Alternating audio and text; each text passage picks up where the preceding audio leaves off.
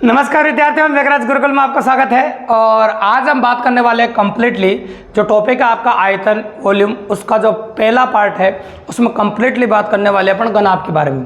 तो घनाभ के बारे में completely concept with exam question completely class होने वाली है। तो आज के बाद अगर किसी भी पेपर में घनाभ से रिलेटेड कोई भी क्वेश्चन आता है तो इस वीडियो को कम्प्लीटली देखने के बाद कभी गलत नहीं होगा, या 100% गारंटी दोस्तों। तो पहले घनाभ के बारे में डिटेल में कंसल्ट करेंगे अपन और घनाभ के बारे में डिटेल में जानेंगे, फिर कैसे कैसे क्वेश्चन एग्जाम में आ चुके हैं और कैसे और आने की संभावना है, उन सब के बारे में कंप्लीटली डिस्कस करने वाले हैं। तो आइए शुरू करते हैं अपन और जानते हैं घनाभ के बारे में, घनाभ क्या होता है। तो देखो, अगर घनाभ की बात करें अपन तो घनाभ इस प्रकार की आकृति होती है जैसे बोर्ड पर आपको दिख रही है। ये एक आयतन वाली आकृति है, मतलब 3D आकृति है जो बोर्ड पे इस प्रकार से बनती है आपकी, जिसकी लंबाई होती है, ये लंबाई है, चौड़ाई होती है और ऊंचाई होती है। जिसकी लंबाई होती है, चौड़ाई होती है और साथ में क्या होती है, ऊंचाई होती है। इसके 3 विमाएँ पाई जाती है, एक तो लंबाई, चौड़ाई और ऊंचाई। और अगर इसकी बात करें अपन तो ये 6 फलकों से बना होता है, या कहते हैं 6 आयताकार सतहों से मिलकर बना होता है। इसमें 6 आयताकार सतह होती है, ठीक है। 6 आयताकार सतह होती है, 8 कोने होते हैं और 12 भुजाएं होती है। 8 कोने होते हैं और 12 क्या होती है, भुजाएं होती है और 6 फलक होती है। और 6 आयताकार फलक या सतहों से मिलकर ये बना होता है, ठीक है। अब आप सोच रहे हैं सर इंपॉर्टेंट चीज़ें कहाँ शुरू होती है, ये तो आपने बेसिक बातें बता दी। तो भैया इंपॉर्टेंट बातें इसकी शुरू होती है इसके संपूर्ण पृष्ठीय क्षेत्रफल से, क्योंकि जो क्वेश्चन बनना शुरू होते हैं वहाँ से बात कर रहे हैं अपन। तो सबसे पहले जो काम आने वाली चीज़ है संपूर्ण पृष्ठीय क्षेत्रफल। तो सबसे पहले उसी के बारे में बात कर रहे हैं, संपूर्ण पृष्ठीय क्षेत्रफल। तो आप जानते हैं, मैंने अभी थोड़ी देर पहले कहा कि 6 आयताकार सतहों से मिलकर बना होता है, मतलब 6 आयतों का क्षेत्रफल अगर हम जोड़ दें तो संपूर्ण पृष्ठीय क्षेत्रफल आ जाएगा, कोई सूत्र याद करने की जरूरत नहीं भी। तो अपन कह सकते हैं 2 बार तो लंबाई इंटू चौड़ाई, 2 बार चौड़ाई इंटू ऊंचाई और 2 बार ऊंचाई इंटू लंबाई। तो इस प्रकार से हो सकता है। तो 2 बार तो लंबाई इंटू चौड़ाई, 2 बार चौड़ाई इंटू ऊंचाई और 2 बार ऊंचाई इंटू लंबाई, ये हो गया आपका संपूर्ण पृष्ठीय क्षेत्रफल। अब आ जाता है अपन आयतन पे, और आप अच्छी तरह जानते हैं ये आयतों से मिलकर बना होता है, तो आयतन भी वहाँ से निकलेगा। आप जानते हैं आयत का जो क्षेत्रफल होता है वो लंबाई इंटू चौड़ाई होता है। क्या होता है, लंबाई इंटू चौड़ाई। और इसमें एक्स्ट्रा क्या है, ऊंचाई एक्स्ट्रा है, तो ऊंचाई एक्स्ट्रा है तो ऊंचाई को एक्स्ट्रा ले सकते हो आप। तो आयतन हो जाएगा आपका लंबाई इंटू चौड़ाई इंटू ऊंचाई। ये आयतन होगा आपका लंबाई इंटू चौड़ाई इंटू ऊंचाई, ये आयतन हो गया आपका। अब आयतन के बाद तीसरी इंपॉर्टेंट चीज़ जो आती है आपके सामने वो होती है इसका विकर्ण। और विकर्ण अपन निकाल सकते हैं इसका, क्योंकि आपको आयत का विकर्ण पता है, और आयत का विकर्ण होता है अंडर रूट लंबाई का स्क्वायर प्लस चौड़ाई का स्क्वायर। तो आयत का क्या होता है, अंडर रूट लंबाई का स्क्वायर प्लस चौड़ाई का स्क्वायर, ये आपका आयत का विकर्ण होता है। और जब आपको आयत का विकर्ण पता है तो आप इसका निकाल सकते हैं, क्योंकि इसमें ऊंचाई एक्स्ट्रा है, तो भैया ऊंचाई का स्क्वायर और जोड़ दो इसमें। अगर ऊंचाई का स्क्वायर और जोड़ दोगे तो इसका विकर्ण आपके सामने निकल के आ जाएगा बिल्कुल सिंपली, और काफ़ी ईजिली निकल जाएगा। देखो, तो ये हो गया इसका आपका पॉसिबल वेरिएंट। अब चौथी इंपॉर्टेंट बात जो इसमें काम आती है वह है आपके सामने घनाभ की चारों दीवारों का क्षेत्रफल। घनाभ की चारों दीवारों का क्षेत्रफल, वो 6 दीवारें थी, अब 4 दीवारों की बात कर लेते हैं। घनाभ की चारों दीवारों का क्षेत्रफल, घनाभ की चारों दीवारों का क्षेत्रफल, ठीक है। तो अपन क्या कह सकते हैं कि 2 बार तो लंबाई इंटू चौड़ाई आएगा, 2 बार चौड़ाई इंटू ऊंचाई आएगा और 2 बार ऊंचाई इंटू लंबाई आएगा, ठीक है। तो 2 बार तो लंबाई इंटू चौड़ाई आएगा, 2 बार चौड़ाई इंटू ऊंचाई आएगा और 2 बार ऊंचाई इंटू लंबाई आएगा, ठीक है। तो ये तो क्या था आपका 4 दीवारों का क्षेत्रफल नहीं था, 6 दीवारों का क्षेत्रफल था। अब मुझे चाहिए 4 दीवारों का क्षेत्रफल। तो 4 दीवारों का क्षेत्रफल करने के लिए क्या करेंगे, देखो नोटिस कीजिए आप जानते हैं आयत का परिमाप, किसका परिमाप जानते हैं, आयत का। और आयत का जो परिमाप होता है वो क्या होता है आपका 2 लंबाई प्लस चौड़ाई, ये होता है। अब परिमाप को इसमें एक्स्ट्रा क्या, ऊंचाई, तो ऊंचाई से और गुणा कर दो तो घनाभ की 4 दीवारों का क्षेत्रफल आ जाएगा आपके सामने, ऊंचाई से गुणा कर दिया। तो घनाभ की जो 4 दीवारों का क्षेत्रफल होगा आपका वो होगा 2 लंबाई प्लस चौड़ाई इंटू ऊंचाई, ये हो गया आपका घनाभ की 4 दीवारों का क्षेत्रफल। तो अगर हम कंडक्टेड बात करें तो जितने भी क्वेश्चन एग्जाम में पुटअप हुए हैं या जितने भी क्वेश्चन आपके सामने बने हैं वो सारे घनाभ के इससे बने भी, है ना। तो अभी तक तो अपन ने ये बताया कि घनाभ में कौन कौन सी इंपॉर्टेंट बातें काम आती है। तो घनाभ की अगर चर्चा करें अपन तो ये 4 इंपॉर्टेंट बातें जो घनाभ के अंदर काम आती है। इनके अलावा कुछ और काम में नहीं आता भी। अब आप सोच रहे सर एग्जाम में क्वेश्चन कैसे बनते हैं, तो चलो आइए बताते हैं एग्जाम में क्वेश्चन कैसे बनते हैं और किस प्रकार के प्रश्न एग्जाम में देखने को मिलते हैं। तो क्वेश्चन ही डिस्कस करने वाले कुछ इंपॉर्टेंट पॉसिबिलिटीज़ हैं जिनके बारे में अपन बात करेंगे। देखिए आप, तो चलो देखो पहला सवाल नोटिस कर ही रहेंगे आप, स्क्रीन पर दिख रहा है आपको, गौर से देखिए आप। तो अपन बात कर रहे हैं आपके सामने, देखिए इसको आराम से देखिए, कोई जल्दबाजी नहीं है, क्वेश्चन की लैंग्वेज को पढ़िए। तो अपना पहला क्वेश्चन ये कहता है कि एक 10 सेंटीमीटर, 4 सेंटीमीटर और 3 सेंटीमीटर ईंट का पृष्ठीय क्षेत्रफल निकालिए। तो ये लंबाई, चौड़ाई और ऊंचाई आपको दे रखी है और आपसे पूछा है पृष्ठीय क्षेत्रफल, मतलब पृष्ठीय बोलो या संपूर्ण पृष्ठीय बोलो, बात एक ही है। तो यहाँ संपूर्ण पृष्ठीय क्षेत्रफल आपसे पूछा गया है, जम को निकालना है। तो आप जानते हैं कि संपूर्ण पृष्ठफल निकालने के लिए क्या करते हैं अपन, तो 2 बार तो लंबाई इंटू चौड़ाई, 2 बार तो क्या होता है लंबाई इंटू चौड़ाई। सूत्र याद करने की जरूरत नहीं है, आप डायरेक्ट ही अप्लाई कर सकते हैं। 2 बार लंबाई इंटू चौड़ाई, इन दोनों गुणा करके 200 गुणा कर देंगे, दोनों गुणा किया तो 40 और 200 गुणा किया तो कितना आ गया 80। और 2 बार चौड़ाई इंटू ऊंचाई, इनको गुणा करो 12, 12 को 200 गुणा किया तो 24 और 2 बाई ऊंचाई इंटू लंबाई, तो 30 गुणा 2 कितना होगा 60, ये हो जाएगा। इन सबको जोड़ दीजिए, कितना हो जाएगा 4 और ये 16। तो आपका जो आंसर निकल के आ जाएगा वो आ जाएगा 164 वर्ग सेंटीमीटर। आंसर क्या होगा आपका 164 वर्ग सेंटीमीटर। ये आपका पहले क्वेश्चन का जवाब। देखो आयतन वॉल्यूम का जो घनाभ का प्रश्न, उसके क्वेश्चन भी कितने कम समय में आप कर पा रहे हैं। अगर आपने ट्रिकली समझा इसको और ऐसे याद किया ना सूत्र, तो सूत्र में मान रखोगे तो ये समझो, आई थिंक मुझे लगता है 20 से 30 सेकंड आपको ज़्यादा लग जाएंगे। तो आप समझने की कोशिश करोगे, 2 बार तो लंबाई इंटू चौड़ाई आता है, 2 बार चौड़ाई इंटू ऊंचाई वाले आयत आते हैं और 2 बार ऊंचाई इंटू लंबाई वाले आयत आते हैं। तो काफ़ी जल्दी कर सकते हो आप, ठीक है। तो ये हो गया आपका पहला क्वेश्चन। अब आ जाओ आप क्वेश्चन नंबर 2 पे।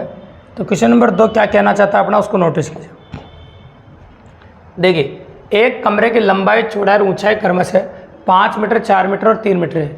उसमें सबसे बड़ी बाँस की छड़ की लंबाई ज्ञात कीजिए, इस कमरे में पूर्णतः रखी जा सकती है। तो बड़ी से बड़ी छड़ की लंबाई ज्ञात कीजिए, इस कमरे में पूरी तरह रखी जा सके। तो जब भी कभी इस प्रकार की छड़ आपसे पूछे कि बड़ी से बड़ी छड़ निकालो आप, तो यूँ समझ लो आपसे विकर्ण पूछ रहा है। लैंग्वेज तो अच्छी देगा, देखो तो लैंग्वेज अच्छी देगा, लेकिन पूछा विकर्ण ही आपसे।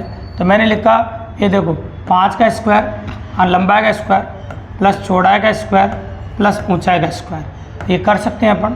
तो आप जानते हैं 5 का स्क्वायर कितना होता है 25, 4 का स्क्वायर 16 और ये हो जाएगा आपका 9। सबको जोड़ोगे तो 50 आ जाएगा और 50 को मैं 25 गुणा 2 लिखता हूँ आपस में। और 25 का वर्गमूल तो आपको करना आता है 5 और 2 का नहीं निकलेगा तो आंसर आएगा 5√2।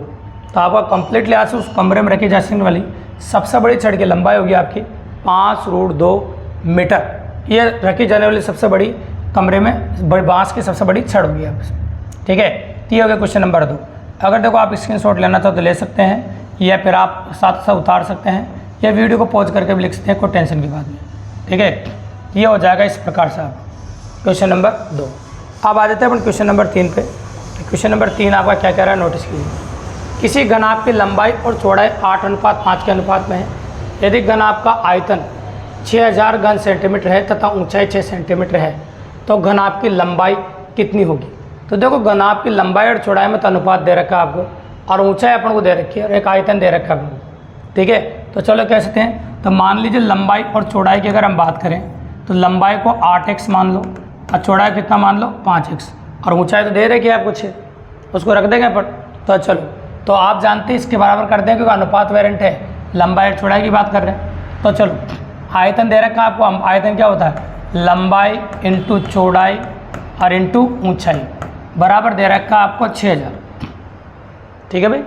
अब क्या कर सकते हैं अपन, 6 से 6 कट जाएगा आपका, ये 6 से 6 काट दिया अपन, और काट लो आप, और कट जाएगा आपका 5 से काट दो, हाँ ना 5 से कितनी बार कटेगा ये 2 पंजे 10, ये 200 बार कट जाएगा। अब 8 से और काट लीजिए, 8 से कट जाए 2 8 16 और 8 पंजे 40, 25 बार। x को 1 से गुणा कर x स्क्वायर बराबर 25 और x बराबर आ गया आपका 5। अब x बराबर 5 आने के बाद अब ये देखो क्या पूछा है, तो घनाभ की लंबाई पूछी भी, और लंबाई को मैंने 8x माना था, तो आप यहाँ x का मान 5 रख दो तो 8 पंजे 40 हो जाएगा। तो घनाभ की जो लंबाई निकल के आ जाएगी आपकी, वो हो जाएगी आपकी 40 मीटर। तो घनाभ की लंबाई होगी आपकी, वो हो जाएगी आपकी 40, बिल्कुल सिंपली, और काफ़ी इजीली अप्रोच कर पा रहे हैं। तो ये था आपका क्वेश्चन नंबर 3 जो काफ़ी इजीली अपन ने कर दिया आपके सामने। अब आ जाओ क्वेश्चन नंबर 4 पे। तो क्वेश्चन नंबर 4 अपना क्या कहता है उसको भी नोटिस करो। गौर से देखो, कोई जल्दबाजी नहीं, अच्छा क्वेश्चन है, तसल्ली रखिए। किसी घनाभ के विकर्ण की लंबाई 13 सेंटीमीटर है तथा यदि इसकी चौड़ाई और ऊंचाई क्रमशः 4 सेंटीमीटर 12 सेंटीमीटर है तो उसकी लंबाई ज्ञात कीजिए। कर ही सकते हैं, विकर्ण के बारे में आप नॉलेज रखते हैं और आपका विकर्ण ऐसा होता है लंबाई का स्क्वायर प्लस चौड़ाई का स्क्वायर प्लस ऊंचाई का स्क्वायर। इसमें 4 अज्ञात राशि हैं, उनमें से जो 3 दे रखी वो रख दो आप।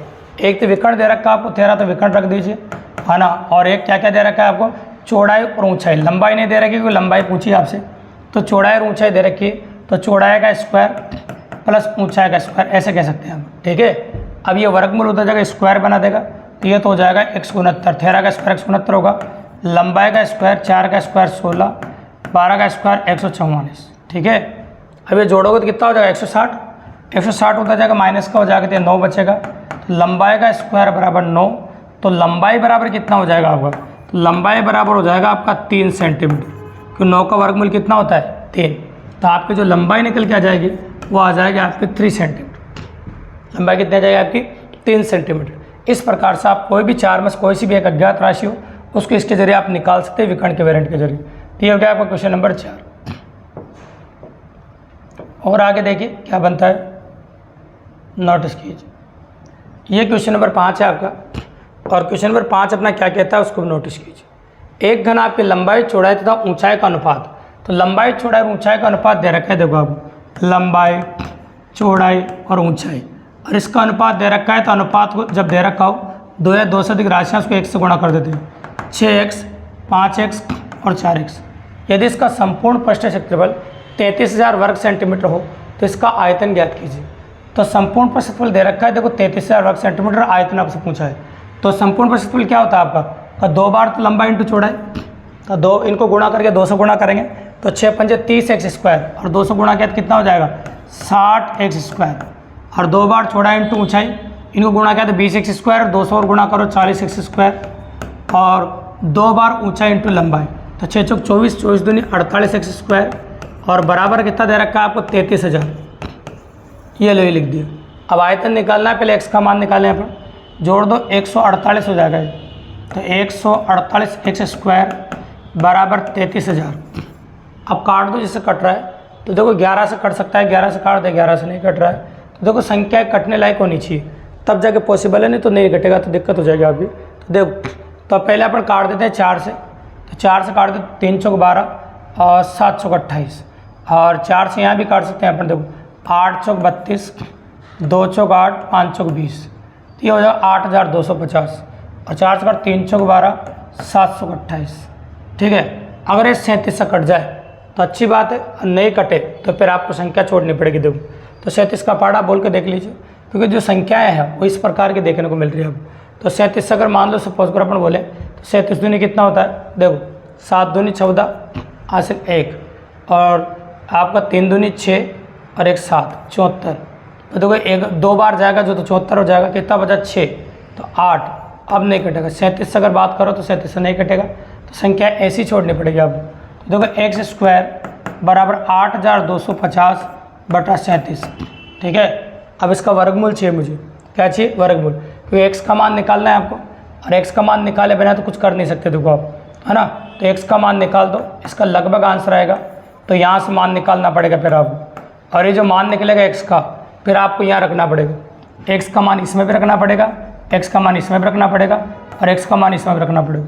जब इन तीनों में x का मान अपन रखेंगे, ठीक है, इन तीनों में अपन रख देंगे x का मान, तो फिर क्या करेंगे अपन बताओ, लंबाई इंटू चौड़ाई इंटू ऊंचाई, तीनों गुणा करने के बाद आंसर आ जाएगा। तो फिलहाल अपने पास देखो इतना पॉसिबिलिटी है नहीं, तो इनमें से कोई नहीं कह सकते हो आंकड़े अपर्याप्त है, नहीं कहते आंकड़े तो पूरे ही हैं, तो आप डायरेक्टली अगर ऑप्शन बनाना चाहो तो कह सकते हैं का आंसर इनमें से कोई नहीं, इनमें से कोई नहीं, ऐसा कह सकते हो, ये ज़्यादा सही, ठीक है। तो आंसर तो है, लेकिन वर्गमूल निकालना पड़ेगा और क्वेश्चन बहुत हेवी हो जाएगा। ये क्वेश्चन नंबर 5 है आपका। अब आ जाओ क्वेश्चन नंबर 6 पे। क्वेश्चन नंबर 6 क्या कह रहा है अपना, उसको नोटिस कीजिए। एक घन आपका आयतन दे रखा है आपको 64,000 घन सेंटीमीटर, ठीक है, और तथा इसकी भुजाओं का अनुपात 1:2:4 है। तो सबसे बड़ी भुजा की लंबाई ज्ञात कीजिए। तो ऐसे मान लो आप लंबाई चौड़ाई ऊंचाई को, लंबाई चौड़ाई और ऊंचाई, तो x 2x और 4x मान लो, और आयतन दे रखा है तो आयतन के 2x और 4x, बराबर कितना होगा आपका 64,000। ठीक हो। अब 4 को 2 से गुणा करो, कितना आ जाएगा आपका 8, तो ये 8,000 हो जाएगा। अब एक्स क्यूब बराबर 8,000, तो यहाँ तो घनमूल निकल रहा है। देखो आप जानते हैं 8 का घनमूल भी निकल जाएगा, 8,000 घनमूल निकलेगा और 20 निकलेगा। कितना निकलेगा बताओ 20। बोले एक्स का मान कितना आ गया आपका 20। अब एक्स का मान 20 आने के बाद सबसे बड़ी भुजा की लंबाई ज्ञात करनी है आपको, तो जिसका अनुपात सबसे बड़ा होगा भुजा भी सबसे बड़ी होगी। तो सबसे बड़ी भुजा ये है आपकी, तो 20 रख दो इसमें, 20 को 4 से गुणा किया तो आंसर हो जाएगा आपका 80 सेंटीमीटर। तो आपका आंसर होगा 80 सेंटीमीटर, बिल्कुल सिंपली और काफ़ी ईजिली। तो ज़्यादा क्वेश्चन देखो गणित पर बनते नहीं हैं, इसलिए अपन कंडक्टेड जो क्वेश्चन है उन्हीं को लेके आए हैं और इस सीरीज में मात्र 8 क्वेश्चन करने वाले हैं अपन, और 8 क्वेश्चन बने हैं अच्छे, तो उनकी पॉसिबिलिटी अपन देख रहे हैं। तो क्वेश्चन नंबर 6 हो चुका है, यह आपका 7 नंबर। चलो देखो, किसी कमरे में वायु का आयतन दे रखा है 204 मीटर क्यूब है, कमरे की ऊंचाई 6 मीटर है, तो कमरे का फर्श का क्षेत्रफल क्या होगा। अब कमरे का फर्श का क्षेत्रफल आपसे पूछा है। अब देखो, तो कमरे का फर्श का क्षेत्रफल मतलब लंबाई इंटू चौड़ाई। क्षेत्रफल क्या होता है, लंबाई इंटू चौड़ाई। वायु का आयतन उसी के बराबर होगा, कमरे का आयतन के बराबर। तो लंबाई इंटू चौड़ाई इंटू ऊंचाई, ये तो दे रखा है आपको 204। इसमें से फर्श का क्षेत्रफल होगा लंबाई इंटू चौड़ाई, और ऊंचाई आपको दे रखा है कितना 6, तो ये होगा 204। ठीक है, तो 6 से काट दो इसको, ये फर्श का क्षेत्रफल आ जाएगा आपका। तो 6 3 18 और 6 चौक 24, जो फर्श का क्षेत्रफल आ जाएगा आपका 34 वर्ग मीटर आ जाएगा। ठीक है, उसके अंदर जितनी वायु फैल रही है वो घन आपके आयतन के बराबर ही फैल रही है। और कितनी फैलेगी, इस कमरे में अगर वायु भरेंगे तो वो घन आपके आयतन के बराबर वायु फैलेगी। इस प्रकार से फर्श का क्षेत्रफल जो होता है वो आयताकार होता है, और आयत क्या होता है, लंबाई इंटू चौड़ाई। इसलिए आपका आंसर कितना फास्ट लिया गया, लेकिन क्वेश्चन लॉजिकल है भी, अच्छा क्वेश्चन। ये क्वेश्चन नंबर 7 हो गया।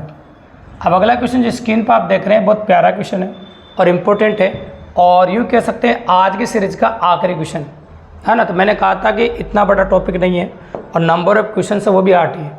तो क्वेश्चन नंबर 8 क्या कहता है अपना, देखो सुनो। एक धातु की आयताकार चादर 40 सेंटीमीटर इंटू 15 सेंटीमीटर है, चारों कोनों से 4 सेंटीमीटर। देखो ऐसी है, ऐसा कह सकते हो आप। ये धातु की चादर है, 40 सेंटीमीटर तो लंबी है, 15 सेंटीमीटर चौड़ी है, चारों कोनों से 4 सेंटीमीटर जाके समान वर्ग काट दिए।